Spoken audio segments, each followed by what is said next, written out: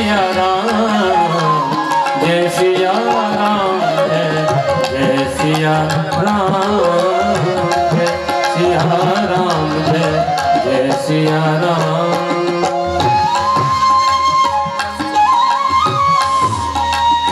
सभी भक्तजन गाएंगे मेरे साथ में।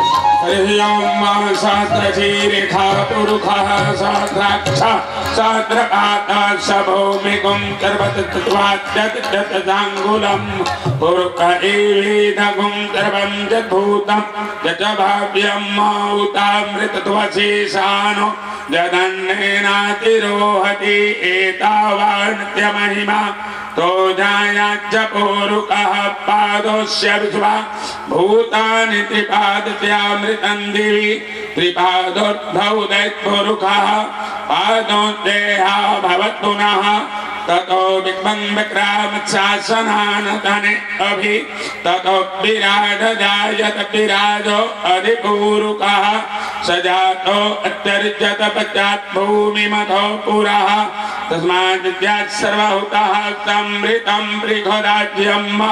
पशुश्चाच्क्रीवायुव्यानारण्याग्राम्याच्चति तस्मात् सर्वभूतरितः सामान्यचचिरे छन्दाकुंसचचिरे तस्मात् रजु तस्मात् ध्वजायत तस्मात् स्वा अजायन्त जीकेतो भयादतः गावो हजगिरे तस्मात् जाता अजावयः तं जजम्बरे प्रोक्षन् पुरुषं जातं कृतः तेन देवा अयजन्त साध्यारिकयजगे यत्पुरुषं व्यदधो कतिधाप्य कल्पयन्न मुखं किमत्यासीत् किं बाहु किमूरु पादा उच्यते ब्राह्मणोऽस्य मुखमासीत् बाहुराजन्यः कृतः ओरो तदस्य वैश्यः तद्व्याघ्रशूद्रो अजायत चन्द्रमा मनसो जात चक्षुः सूर्यो अजायत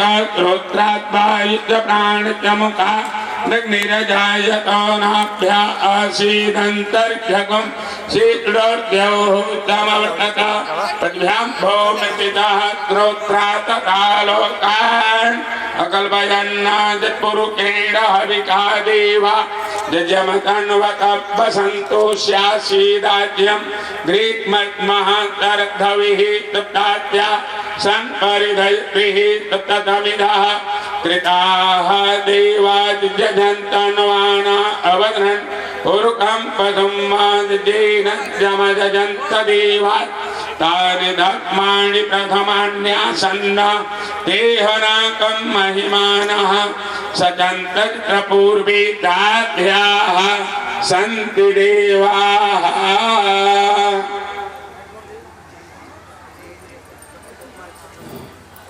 ओम वेदगुं हविः प्रजननं मे अतुदशवीरगुं सर्वगणगुं सत्तै आत्मसनि प्रजातनि पदुधनि लोकधन्यभयधनि अग्निः प्रजां बहुलां मे करोत्वन्नं पयोरितो अस्मासु दत्त आरार्ति पार्थिवगुं रजः विदुरप्रायिधामभिः दिवः सदा कुब्धिबृहति तद आत्मेकं वर्तते तमः। ओम वेदगुं हविः प्रजननं मे अतुदशवीरगुं सर्वगणगुं त्वत्तै आत्मधनि प्रजाधनि पशुधनि लोकसन्न्यभयधनि अग्निः प्रजां बहुलां मे करोत्वन्नं पयोरितो अस्मासु दत्त आरार्ति पार्थिवगुं रजः विदुरप्रायिधामभिः दिवः सदा कुब्धिबृहति तद आत्मेकं वर्तते तमः। नमो ब्रह्मण्य देवाय गो ब्राह्मणहिताय च जगद्दिताय कृष्णाय गोविन्दाय नमो नमः। ओम वसोः पवित्रमति शतधारं वसोः पवित्रमति सहस्रधारं देवत्वात्सविता पुनातु वसोः पवित्रेण शतधारेण तुवा कामदुक्षः। ओम जजेन जमजन्त देवात्तानि धर्माणि प्रथमान्यासन्न हेहनाकं महिमानः सचन्तत्र पूर्वे साध्याः सन्ति देवाः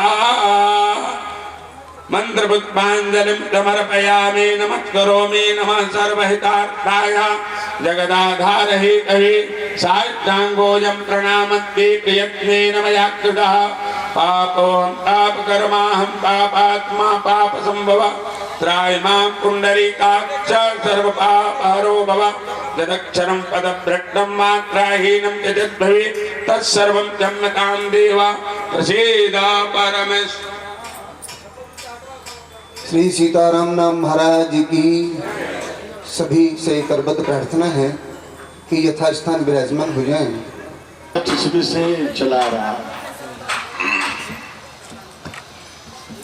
इस बीच में लंबे समय से प्रतीक्षा करते हुए हम लोग श्री महाराज जी के लिए आशारत रहे।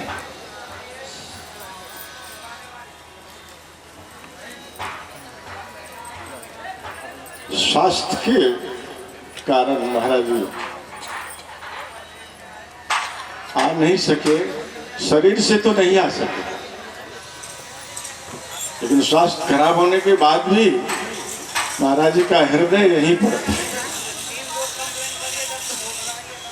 बीच बीच में फोन से बात होते रहता था।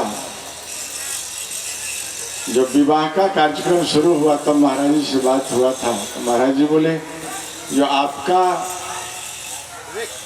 दूरभाष के द्वारा यहाँ खबर आया और मैं वहाँ विवाह में पहुँच गया।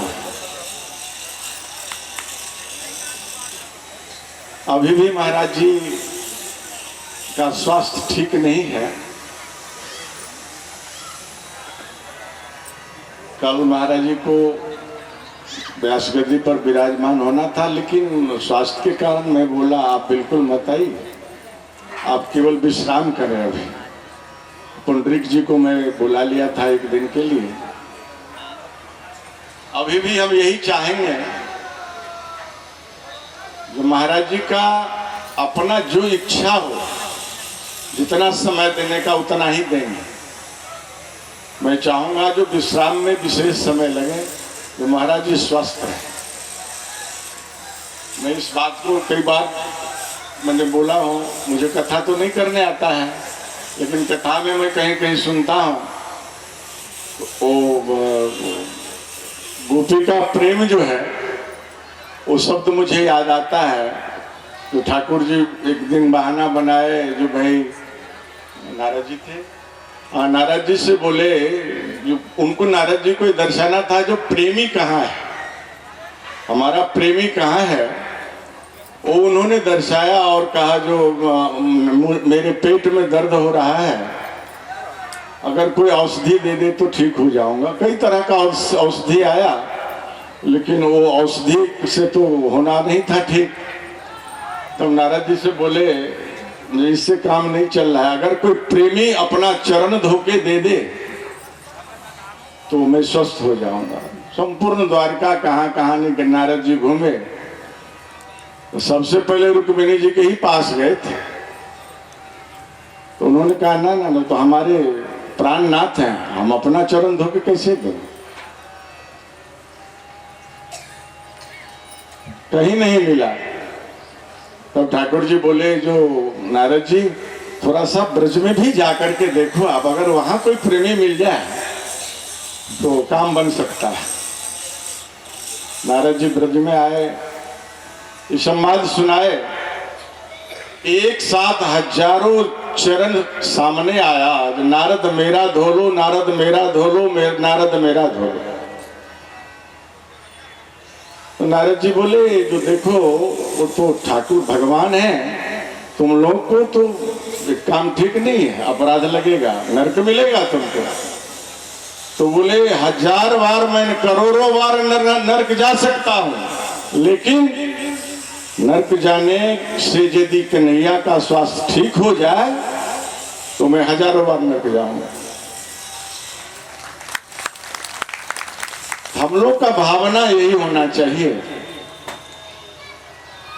हम लोग यदि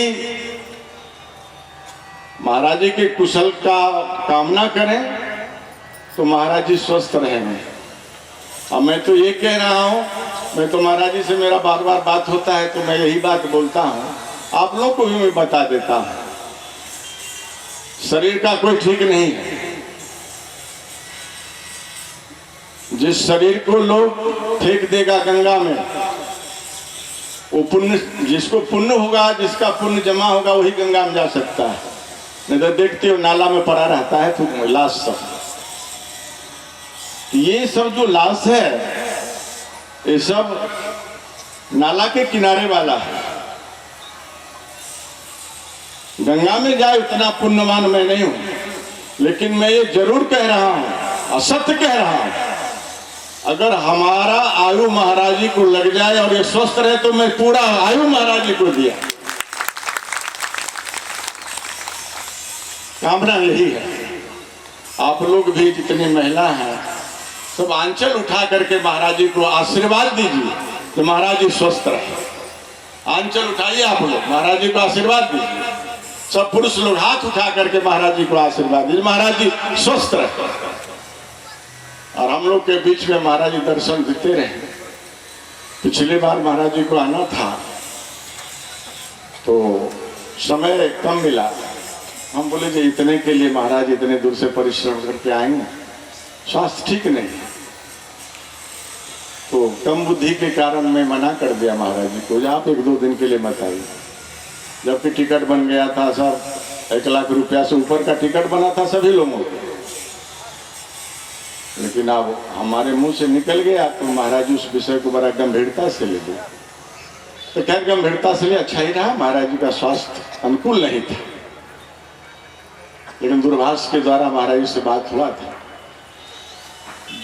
जब उत्सव विश्राम हुआ तो जो महाराज जी का प्रोग्राम लिखते हैं उनका नाम है सज्जन शर्मा जी। तो महाराज जी के श्रीमुख से बानी निकला कि पहला प्रोग्राम आप बक्सर का नोट करिए। उसी दिन जिस दिन यहाँ विश्राम हुआ महाराज जी नहीं आ पाए, महाराज तो आते ही, आने के लिए सब कुछ हो गया था, हमारे द्वारा ही मैंने रुका गया था। तो महाराज जी बोले जो पहला प्रोग्राम बक्सर वाला नोट करिए, उसके बाद साल भर का कहीं का नोट करते रहिए। तो उसी समय अंकित हुआ था। ये देखिए, ये उत्सव जो है ना, ये महापुरुषों का उत्सव है। खाकी बाबा महाराज का पुण्य तिथि पर मनाया जाता है। पूज्य मामा जी महाराज में और श्री महाराज जी में हम लोग कोई अंतर नहीं समझते हैं, कोई अंतर नहीं। महाराज जी, मामा जी महाराज के श्रीमुख से कई बार ये वाणी निकल चुका था, जो हमारे बाद यदि कोई किसी को शंका समाधान कोई भी बात आवे पूछने के लिए, तो उस समय महाराज जी को मामा जी महाराज राजू भैया कहते थे, तो उनसे आप पूछ करके समाधान करना। तो जो सरकार के श्रीमुख से वाणी निकल चुका वो बात तो सत्य होना ही है। और महाराज जी श्री सीताराम विवाह महोत्सव के ट्रस्टी भी हैं, इस ट्रस्ट के एक मेंबर हैं महाराज। पूज्य चरण भक्तमाली श्री गुरुदेव गणेश दास जी महाराज अध्यक्ष थे श्री सीताराम विवाह महोत्सव समिति का। ये तो महाराज जी का अपना उत्सव है, यहाँ के लिए हम लोगों को ज्यादा प्रयास नहीं करना पड़ता है। महाराज जी के पास सूचना गया, अगर समय है तो महाराज जी तुरंत कहते हैं ठीक है, हमारा समय रहा। ये महाराज जी का अपना उत्सव है। आप लोग महाराज जी के कथा सुनने के लिए यहाँ विराजे हैं। हम ज्यादा समय नहीं लेंगे और सदैव मैं चाहूँगा महाराज जी कृपा बनी रहे। मैं तो सच पूछिए तब मैं बता रहा हूं आप लोगों को, 11 वर्ष की अवस्था से मैं महाराज जी के साथ में हूं, मामा जी महाराज के साथ में अभी तक हूं। और भारत के बहुत कम ऐसा कोना है जहां मैं नहीं गया हूं तीर्थ स्थान करने। भारत के बहुत कम ऐसे सिद्ध संत हैं जिनका दर्शन में नहीं किया है।